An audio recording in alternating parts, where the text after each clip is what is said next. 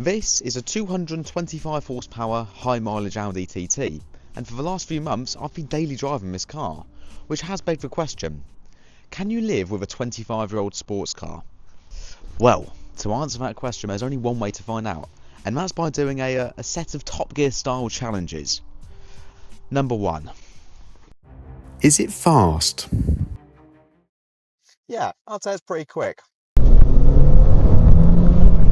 Despite only being a 1.8 litre engine, the fact that it has a massive Garrett turbocharger gives it over 220 horsepower. But that power does come at a cost.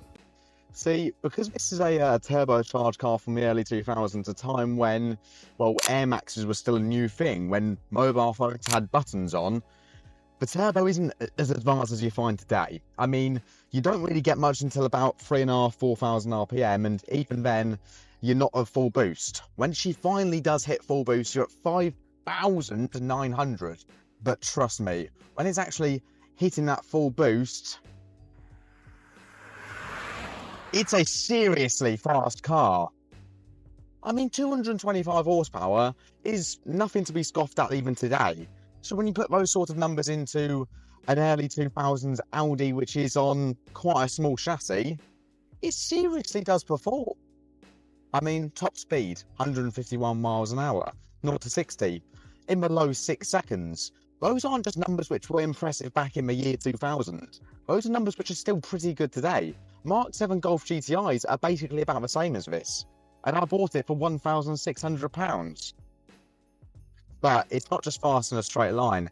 Thanks to Audi doing their best to stiffen up a Mark 4 Golf chassis, they made the Mark 1 TT a pretty good handling car. I mean, no, it's not a Honda NSX or a Lotus 6 Siege, but trust me, this thing can seriously put you in your seat when you go out of bend. And thanks to having the Quattro 4-wheel drive, yes, I know it's a Haldex where it's 90% of the time in front-wheel drive, there means when the going does get tough, if it's snowing, raining, there's dirt or dust on the road, this thing will perform in all conditions. And paired with an absolutely beautiful 6-speed manual gearbox, this thing's awesome fun to drive. When it gets twisty, on a motorway, through town, you love it all the time.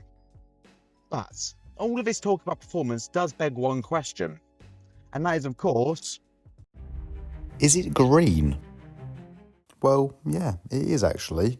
As long as you can look past all the lack appeal, it's quite nice. An olive green, I believe it's called. But is it practical?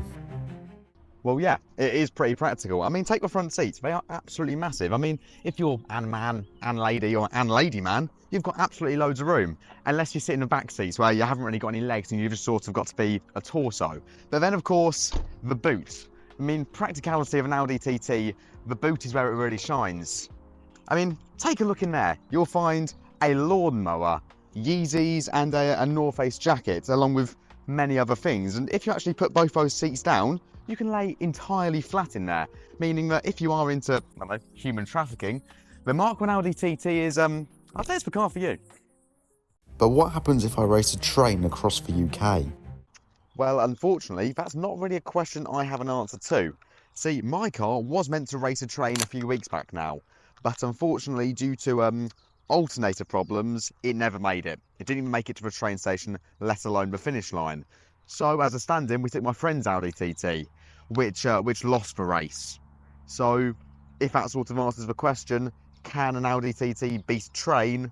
No, it can't. What if I break down and have to push the car? This always happens with 25-year-old sports cars. It's getting old. You've got to push it, but unfortunately, because it does weigh 1.4 tons, it is quite a heavy car. And of course, because it has all those 2000s lovely fancy bits like traction control, heated seats, and that, it does have the same sort of rolling resistance as a turd in wet concrete. So none at all. But of course, because it is an Audi, you can always rely on it just to turn back on at the end of the day. So I suppose if you do break down, it's not too bad.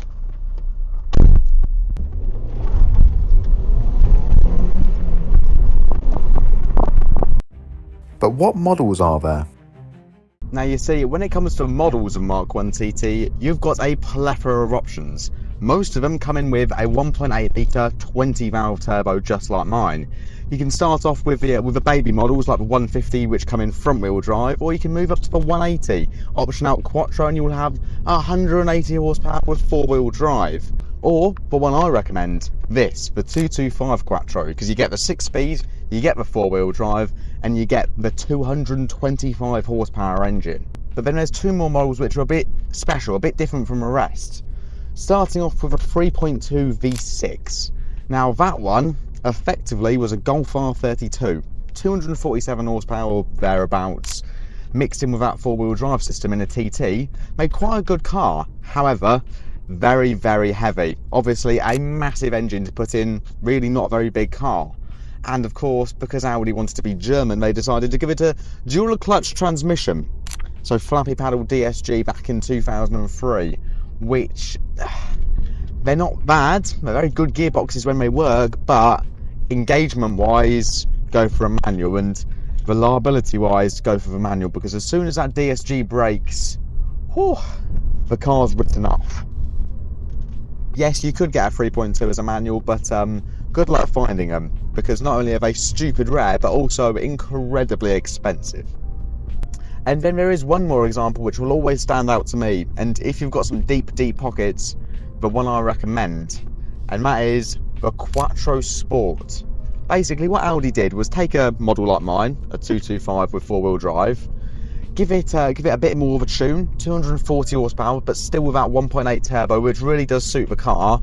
Give it a black roof, the wheels which are actually on mine, the full 3.2 body kit, and then the best seats in the world, Recaro pole positions.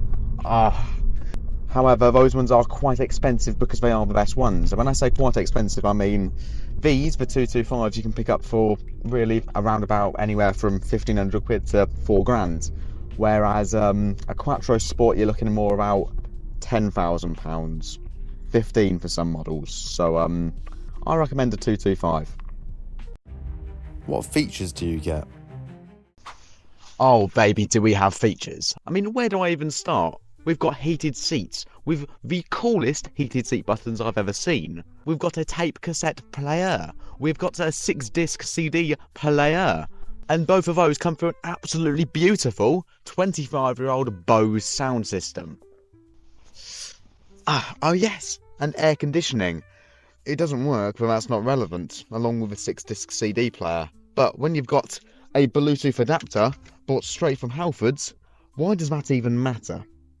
But the luxuries don't stop there. We've got traction control, a heated rear window. We've got this little flap. Indicators which go right and left. High beams. I mean, the features are endless. Ah yes, how can I forget the best feature of them all? Let's say it's a real sunny day out, and my sunglasses they just aren't cutting it anymore. So I go for this second set of sunglasses and still I'm blinded. But that's fine because Audi has you covered. One sun visor, two sun visor, and the third sun visor. And that's why you should go out and buy an Audi TT. Is it economical? Yes. Fuel economy, the question of every 55-year-old man watching the video. Well, round town, you don't really get too much. Sort of 20 at best. If you're actually on a motorway, 35 mpg, not too bad, because you've got the 6th gear and it's only a 1.8, she's not too shabby. But let's ask an even more important question than fuel economy, because that's boring. If a faster car overtakes you in the faster car, but the faster car is going slower than a slow car. See, just forget that question. Let me explain it a bit easier. This is an Audi TT with 220 horsepower. And coming up along the right is a 400 horsepower Volkswagen Golf R. But if that's doing, let's say, 60 miles an hour and I do 70, then I can quite easily walk away. So to answer the question, is the slow car faster than the fast car going slower? The answer is yes.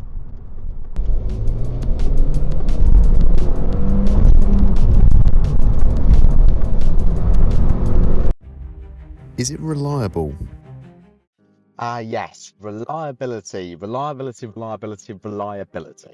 The main point when you go and buy a 25-year-old car, let alone it being an Audi TT with expensive repair costs. Now, in the few months of ownership I've had the car, we've already had a few problems. Let's start off with the clutch pedal, the first thing to go wrong. Luckily, it was just the pedal.